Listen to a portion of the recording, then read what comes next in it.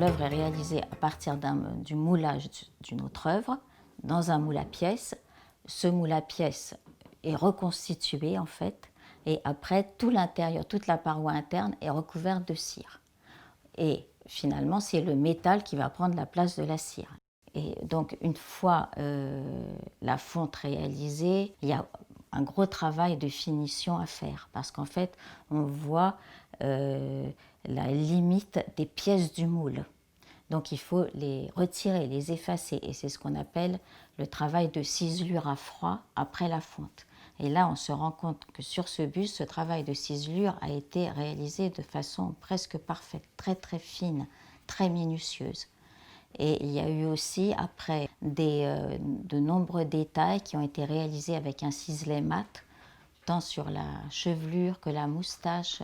Et ça permet d'avoir une vibration de la surface qui contraste en fait avec l'aspect très très lisse des chairs. Et même à l'intérieur des pupilles, il y a eu une reprise importante, très fine. Donc tout ça, c'est du travail qui est très long parce que c'est fait à froid.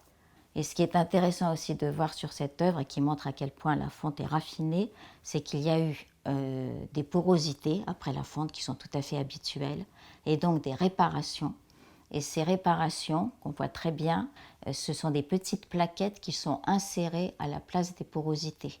Or, ces plaquettes, on ne les voit presque pas parce qu'elles sont réalisées dans le même métal, le même alliage que la fonte principale.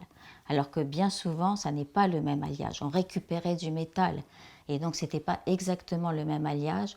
Donc avec le temps, la corrosion n'était pas la même, qui fait que toutes les réparations se voient en général assez nettement. Plus le temps passe à cause de la corrosion. Donc le travail de restauration proprement dit, dans ce cas-là, c'est uniquement un nettoyage. Le nettoyage est assez avancé mais encore partiel.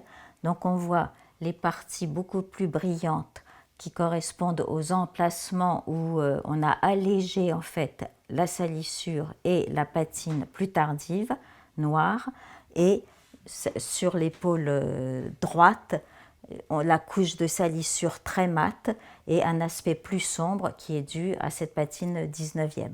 Et donc on se rend compte que le nettoyage apporte beaucoup plus de nervosité, une certaine transparence à la patine qu'on a complètement perdu là, ce qui alourdit beaucoup en fait le drapé.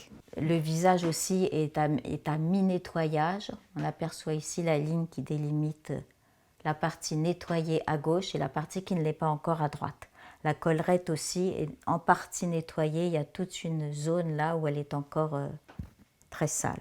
Et puis on retrouve également, grâce au nettoyage, la finesse des ciselures à l'intérieur des franges du bord de la collerette.